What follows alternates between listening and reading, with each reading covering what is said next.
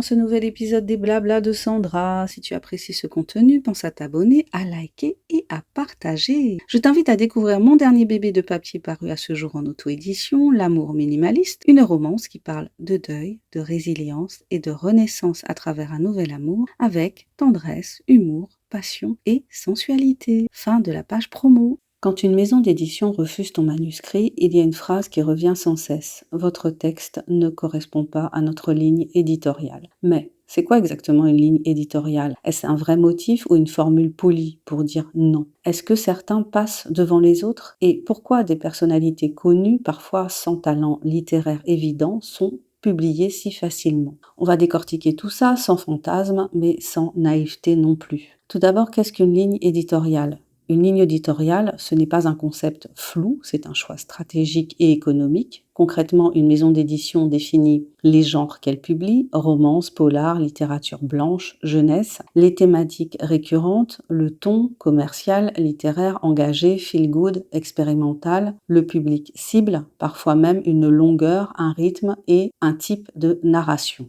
Une ligne éditoriale sert surtout à être identifiable en librairie, à fidéliser des lecteurs et à réduire le risque financier. Un éditeur ne choisit pas le meilleur livre du monde, il choisit le bon livre pour son catalogue. Est-ce un vrai motif de refus? Oui, très souvent, et ce n'est pas hypocrite, un excellent manuscrit peut être refusé parce qu'il ne ressemble pas aux autres titres du catalogue, il brouille l'image de la maison, il ne rentre pas dans leur plan de publication à 12 ou 18 mois, et ce qu'il est important de retenir, c'est qu'un refus pour ce motif-là ne signifie pas que ton livre est mauvais, qu'il est mal écrit, qu'il ne sera jamais publié ailleurs. Mais parfois, soyons honnêtes, c'est aussi une formule standardisée quand l'éditeur n'a pas le temps de détailler, reçoit trop de manuscrits, n'a pas eu de coup de cœur suffisant. Les deux réalités coexistent. Comment se crée une ligne éditoriale? Une ligne éditoriale se construit avec le temps, autour de succès passés, selon la vision du directeur éditorial et en fonction du marché. Elle peut évoluer, mais lentement. Une maison ne change pas brutalement d'identité, c'est risqué, coûteux et c'est déroutant pour les lecteurs. C'est pour ça que certaines maisons d'édition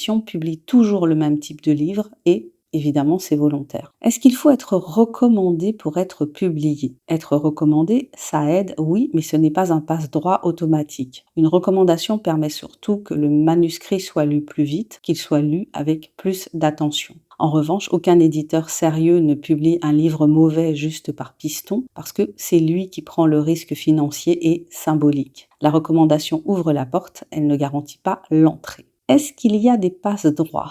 Il n'y a pas de passe-droit au sens illégal, mais il y a des logiques de marché. Un éditeur peut accepter un livre parce que l'auteur est médiatiquement visible, parce qu'il a déjà une communauté et parce que le potentiel commercial est fort. Ce n'est pas du favoritisme, c'est une décision économique assumée. Pourquoi des personnes connues sont publiées si facilement? Parce que dans l'édition, la notoriété vend plus que le talent en moyenne. Oui, parfois le livre est écrit par un porte-plume, nègre littéraire, disait-on auparavant, parfois co-signé, parfois très encadré éditorialement. Ce n'est pas un secret, ce n'est pas illégal et ce n'est pas nouveau. Les éditeurs financent souvent des textes exigeants et peu rentables grâce aux ventes de livres très commerciaux. C'est un équilibre. Conclusion. La ligne éditoriale n'est ni un mensonge, ni une excuse automatique, c'est un outil de sélection parfois frustrant mais réel. Le vrai enjeu pour un auteur, ce n'est pas de convaincre toutes les maisons, c'est de trouver la bonne. Et parfois, la meilleure décision reste d'écrire, publier et construire son lectorat sans attendre la validation d'un éditeur.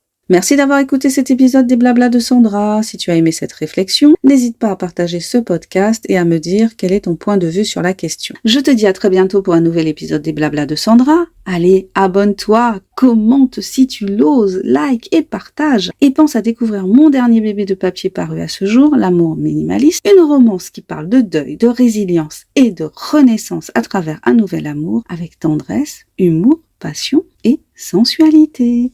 Bye bye!